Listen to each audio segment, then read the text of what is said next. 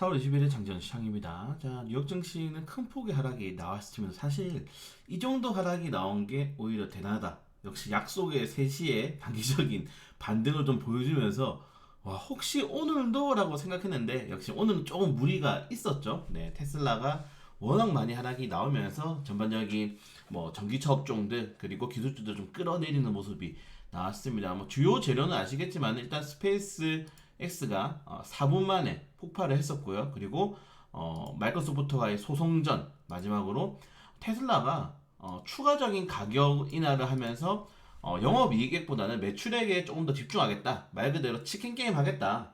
이제 뭐 포드, GM, 뭐 스텔란티스 다 나오라 이겁니다. 리비안, 루시드 우리가 시장을 완전히 장악해버리겠다. 그렇게 된다면은 단기적으로는 매출액은 오르겠죠. 가격을 인하해서 파니까. 근데 영업이익률이 떨어질 수밖에 없겠습니다. 투자자들이 이러한 리스크로 인해서 어제 목표가를 굉장히 많이 하향했는데 사실 이런 것들은 국내 시장에는 좀 양방향의 제가 리스크가 발생할 수 있다고 말씀을 드렸잖아요. 이거는 새벽에 올려드린 영상 보시면 될 것 같고 그걸 제외하고는 뭐 전체적으로 선방했다. 네, 저는 이렇게 생각이 됩니다. 사실 테슬라 하나로 이렇게 주가가 떨어지면 오히려 다행이죠, 여러분들. 제일 중요한 게 뭡니까?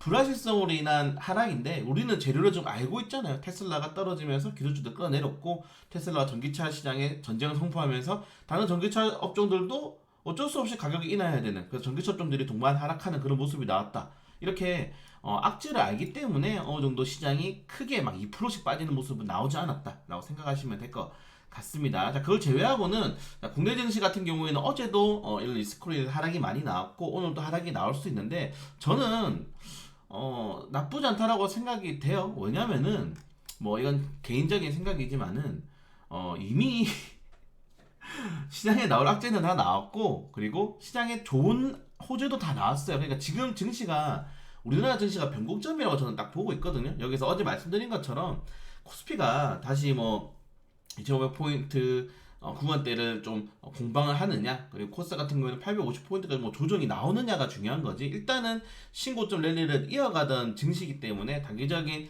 하락이 이런 영업 그 단기적인 하락이 이익매도 물량과 좀 같이 맞물리면서 떨어진 거고 그리고 뉴욕 증시가 좀 버텨주는 상황에서는 여전히 시장에서는 금리 인하에 대한 기대감들 그리고 기업들의 실적이라는 큰 산이 있지만 그 산을 넘기면은 2, 3분기, 4분기까지는 반도체 업종에 대한 기대감들 그리고 여전히 2차전지에 대한 모멘텀이 살아있기 때문에 충분히 시장의 반등을 기대해 볼 수 있는 상황이 올 수 있지 않을까라고 좀 생각이 됩니다. 그래서 어제 하루만큼의 하락이 나오기는 쉽지 않다. 어제 뭐 2%씩 이렇게 하락이 나왔는데 코스닥이 그 정도 하락이 나오는 건 어렵지 않나. 오히려 좀 그렇게 생각이 되고요. 사실은 투자자들의 지금 예탁감이 많기 때문에 오히려 떨어지면은 반면매도 심리가 발생할 수 있다는 점 좀 생각이 됩니다. 그래서 오늘 네 집중적으로 공략할 종목 몰빵을 사실 하고 싶은데 요거는 조금만 더 이따 말씀드릴게요.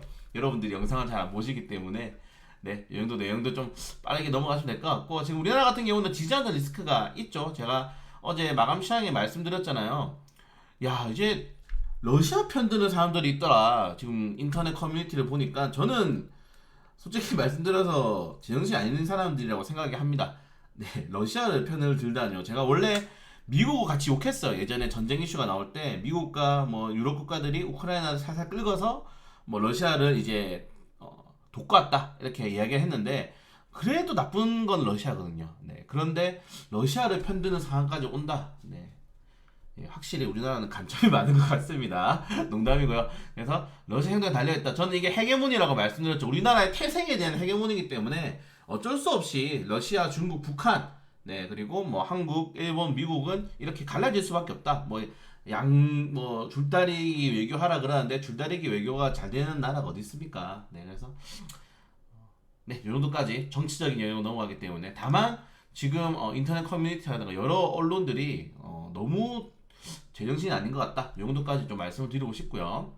그리고 뭐 어제 반도체 소부장 관련된 기업들에 대한 좀 반사익이 나올 수 있는 반도체 부품 관련 테마주들은 단기적으로 반등이 좀 크게 나왔다는 점 이건 호재로 좀 볼 수 있겠고 그걸 제외하고는 네가지 내용들 좀 확인하시면 될 것 같습니다.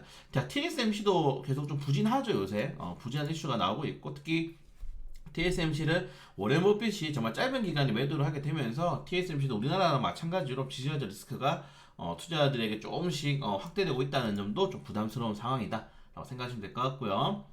자, 그걸 제외하고는 오늘 전고체 배터리 관련된 종목들 한번 보시면 될 것 같습니다. 우리가 이 수학을 지금 가져가고 있지만은 그래도 여전히 전고체 배터리에 대한 기대감들이 커요. 사실 전고체 배터리 같은 경우에는 2030년까지 상용화가 10%밖에 되지 않을 것이다 라는 이런 전망이 많이 나오고 있어요. 근데 정부가 이렇게 투자를 많이 하는 것들은 결론적으로는 장기적인 모멘텀을 가진 기업들이 크게 투자를 좀 유치할 수 있지 않나. 저는 이제 성장주 위주로 제가 매매를 원래 좀 하기 때문에 이런 것들을 본다면은 여전히 전고체 배터리에 대한 상용화는 멀었지만 그래도 투자를 이렇게 한다는 거는 종목에 대한 매수 심리는 살아있을 수 있다라고 좀 생각이 됩니다. 그래서 관련된 종목들 좀 보시면 좋을 것 같고, 지금 이제 그 배터리 같은 경우에는 뭐 삼원계 배터리, 리튬 이온 배터리, 그리고 LFP 리튬 이산철, 그리고 이 전고체 배터리가 있는데, 제가 이게 모든 이 배터리는 다 상용화될 수밖에 없다고 말씀드리잖아요. 영역이 달라요, 여러분들. 영역이 다른 영역이기 때문에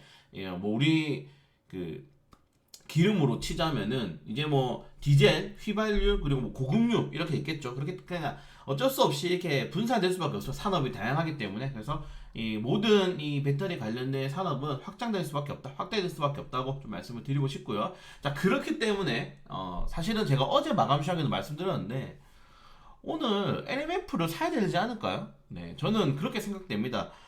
교환사채를 발행하고 이율이 떨어졌는데도 불구하고 어제 8%대, 저는 물론 공매도가 이제 터졌죠. LMF에 하락이 나왔다는 거는 사실은 좀 기회다라고 생각돼요. 그래서 저는 LMF가 양봉 전환을 하게 되면은 사실은 여기에 이제 비중을 실을 기회가 되지 않나 라고 좀 강하게 말씀을 드리고 싶습니다. 네, LMF에 대한 전망이 저는 좋다고 생각되는데 어제 너무 하락이 많이 나와서 사실 기분이 좀 좋았어요. 왜냐면은 2차전지 괜찮은 종목들 제가 사고 싶었는데 많이 못 샀거든요. 그래서 동행매매 저가 한 100만원 마련해 볼 테니까 저랑 같이 LMF를 매수하실 분들은 네. 네, 장 초반에 다시 한번 뵙도록 하겠습니다. 네, 그걸 제외하고는 네, 뭐 개별적인 이슈들 좀 체크하시면 될 것 같고요. 오늘 미국 옥션 만기도 있으니까 미국 선물 지수들 잘 체크하면서 시장 대응할 수 있도록 하겠습니다.